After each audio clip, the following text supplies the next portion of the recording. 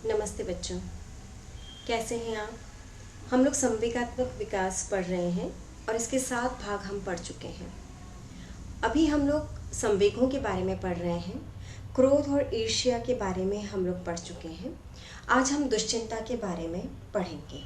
दुश्चिंता जिसे कि हम एंजाइटी भी कहते हैं। दुश्चिंता क्या है बच्चों? दुश्चिंता एक प्रकार का नकारात्मक और अस्वस्थ संवेग है। ठीक है, कैसा है? नकारात्मक है और अस्वस्थ है, जिसके बारे में बच्चों कहा जाता है कि चिंता चिता के समान होती है और मनुष्य को अंदर तक जला देती है। चिंता के कारण व्यक्ति में सोचने, समझने, तर्क करने, स्मरण करने और विचार प्रक्रिया आदि की क्षमता का ह्रास हो जाता है और ऐसी परिस्थिति में व्यक्ति समस्याओं का समुचित हल नहीं ढूंढ पाता है।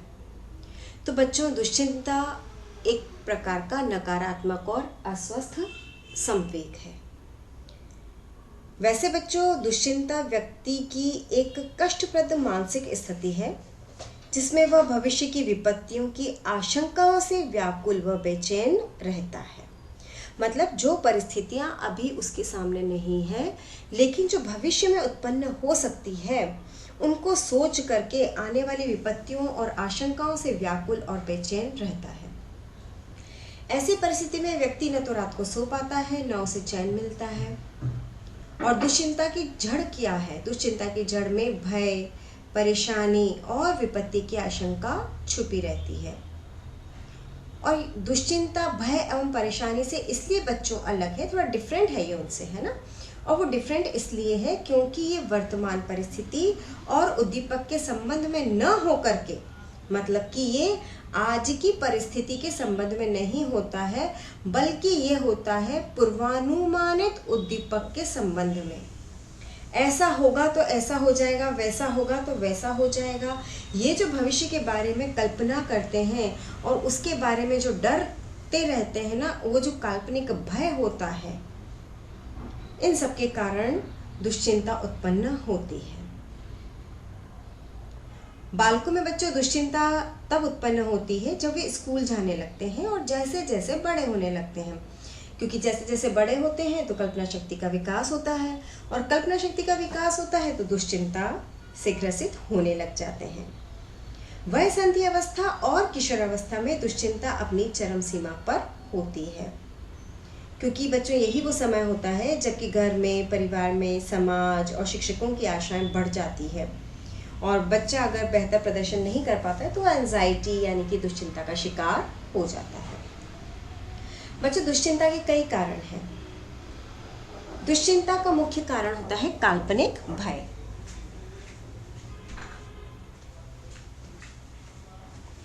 काल्पनिक भय बच्चों यानी कि अभी जो हम बात कर रहे थे कि भविष्य में आने वाली परिस्थितियों को पहले से अनुभव करके और उसके लिए डरना है काल्पनिक भय। बालक भविष्य के बारे में सोच सोच कर ही डरने लग जाता है कि यदि कम अंक आए तो लोग क्या कहेंगे, माता पिता डांटेंगे, कक्षा में साथी मजाक उड़ाएंगे। ये सब क्या है बच्चों? काल्पनिक भय है। परिवार का वातावरण अगर तनावपूर्ण है, कलह क्लेश युक्त है, तो ऐसे वातावरण में भी बच्चों में दुश्चिंता उत्पन्न हो जाती है। और डर के कारण भी, जैसे कि बालक समय पर अपना कोर्स पूरा नहीं कर पाया, होमवर्क नहीं कर पाता है, तो बच्चों से डर लगने लग जाता है कि कक्षा में शिक्षक सभी के सामने उसे दंडित करेंगे, डांटेंगे, उसका मजाक बन जाएगा बच्चों के सामने। तो इन चीज़ों से वो दुश्चिंता से घबरा जाता है। असुरक्षा की भावना होने पर भी दुश्चिंता हो जाती है। जब बच्चा कोई कार्य नहीं कर पाता है, ऐसी परिस्थिति में जब वह समाज में, परिवार में समायोजन नहीं कर पाता है, तब भी दुश्चिंता का शिकार होता है। बार बार अगर परीक्षा में वो असफल हो रहा है तो ऐसी परिस्थिति में भी वो दुश्चिंता का शिकार होता है। दुश्चिंता के कारण हमने अभी पढ़े बच्चों, और अब हम देखेंगे दुश्चिंता पर नियंत्रण कैसे पाया जा सकता है। बच्चों, ये तो हम सभी को समझ में आता है कि दुश्चिंता, चिंता, एंजाइटी जिसे हम कहते हैं, ये बालकों के स्वास्थ्य के लिए बहुत ही नुकसानदायक होती है और साथ ही साथ व्यक्तित्व के विकास में भी एक बहुत बड़ा अवरोध उत्पन्न करती है।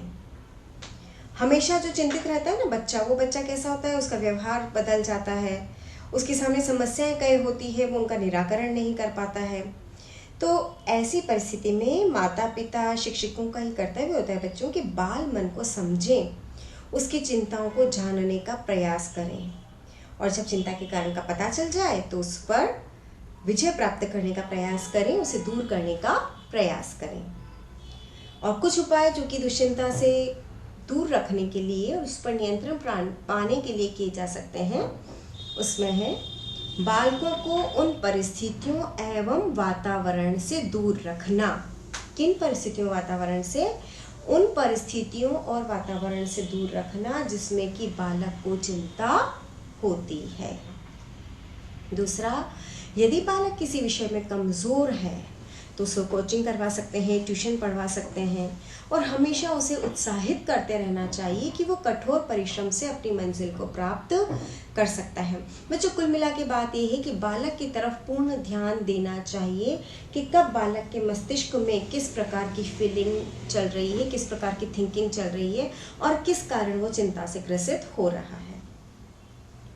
बालकों की सोच को सकारात्मक बनाने का प्रयास करना चाहिए, और जितना अधिक बालक को ये कहा जाएगा तुम कर सकते हो, तुम अच्छा कर रहे हो, उसको प्रोत्साहित जितना ज़्यादा किया जाएगा उसमें सकारात्मकता अपने आप आएगी, और जब सोच सकारात्मक हो जाएगी ना तो उसको चिंता भी नहीं होगी। बालकों के स्वास्थ्य और पढ़ने लिखने पर प्रारंभ से ही ध्यान देना चाहिए। अगर स्वास्थ्य उत्तम होता है तो अपने आप चिंताएं नहीं घेरती है, क्योंकि व्यक्ति सही समय पर सही कार्य को अंजाम दे पाता है। इसलिए स्वास्थ्य का सही होना बहुत अधिक ज़रूरी है। बालकों को अनुशासित रखना सिखाना बच्चों बहुत ज़रूरी है। अगर बच्चे अनुशासित नहीं होते हैं तो उनकी जीवनचर्या सही ढंग से नहीं चल पाती है और अपने कई सारे कार्यों को नहीं कर पाते हैं जिनको कि करना चाहिए। स्कूल में, घर में, कई जगह बालकों को जो कार्य करने चाहिए और जिस अनुशासन में रहना चाहिए, अगर बच्चा इन चीज़ों को समझ लेता है तो ये बच्चे के लिए बहुत सही और अच्छा रहता है। बच्चे को कोशिश करनी चाहिए कि समय पर उसको होमवर्क करवाया जाए। पढ़ाई लिखाई में अगर उसको मदद की ज़रूरत है तो मदद अवश्य करनी चाहिए। घर का वातावरण बच्चों बहुत इम्पॉर्टेंट चीज़ है ये, कि घर का वातावरण जो होता है वो स्वच्छ, शांतिपूर्ण, सुखदायक, प्रसन्नतादायक होना चाहिए। जब घर का वातावरण अच्छा होगा तो बच्चे का मन भी अच्छा होगा, चिंतित नहीं होगा बच्चा। शांतिपूर्ण वातावरण है, क्लेश ही नहीं है तो चिंता ही नहीं है। सुखदायक है, उसे पता है कैसी भी परिस्थिति हो वो अपने पेरेंट्स से बात कर सकता है, उनके साथ शेयर कर सकता है। तो ऐसी हर चीज़ में बच्चा, स्वस्थ परिस्थितियां अगर होती है तो बच्चा भी प्रसन्न रहता है। बच्चों में चिंता नहीं हो बच्चों, इसके लिए उनको उनकी क्षमता से अधिक कार्य नहीं लेना चाहिए। जितनी एक बालक की क्षमता है कार्य करने की, उससे उतनी ही क्षमता के अनुरूप कार्य करवाना चाहिए। नहीं तो क्या होगा बच्चों, वो जल्दी से थक जाएगा, पढ़ाई लिखाई में उसका मन नहीं लगेगा और फिर वो डांट खाता है और वो परेशान होता है और दूसरे भी उससे परेशान हो जाते हैं।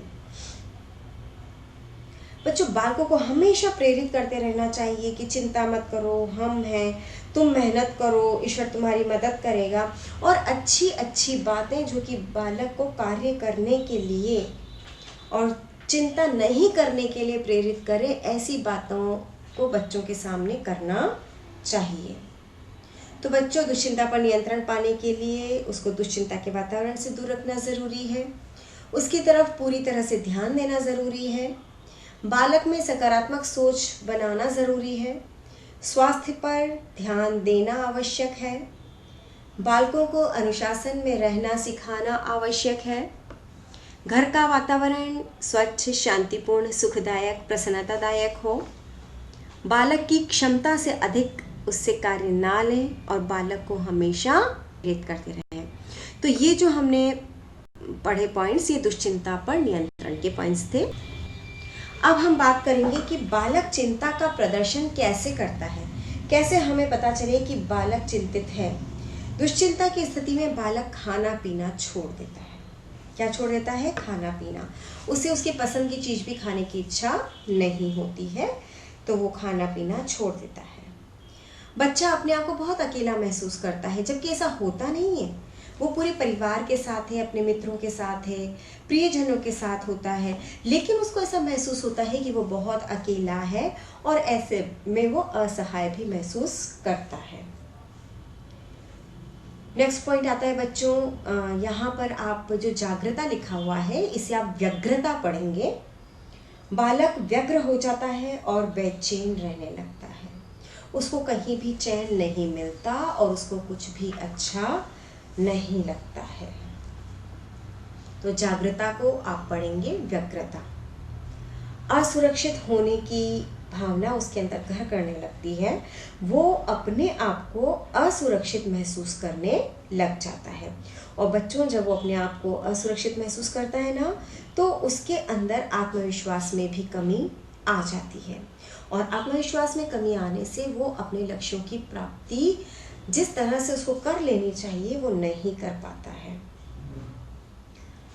जब बालक दुश्चिंता में होता है तो वो क्रोधित और चिड़चिड़ा भी हो जाता है। वो अपने साथियों पर, बड़ों पर, कई बार अपने पेरेंट्स के सामने भी चिड़चिड़ाहट शो कर देता है, जबकि अगर संस्कारवान बच्चे होते हैं तो वो ऐसा नहीं करते हैं।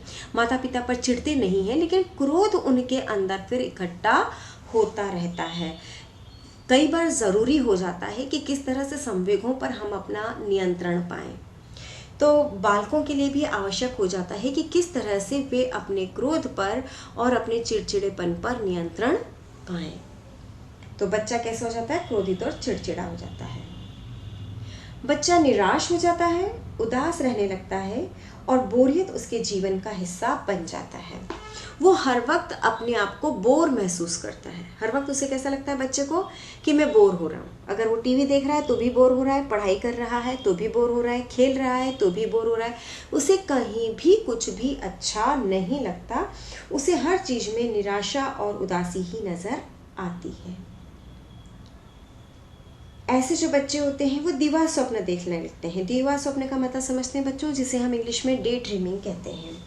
इसका मतलब होता है दिन में सपने देखना, यानी कि खुली आंखों से सपने देखना। तो ऐसा बालक हमेशा खुली आंखों से सपना देखता है और हमेशा कल्पना लोक में ही विचरण करता रहता है। और जो बालक जितना अधिक कल्पना लोक में विचरण करता है ना, हकीकत का सामना करने में उसे उतनी ही परेशानी का सामना करना पड़ता है। ऐसे बच्चे के चेहरे पर हमेशा खामोशी रहती है और ललाट पर चिंता की लकीरें खींची रहती है।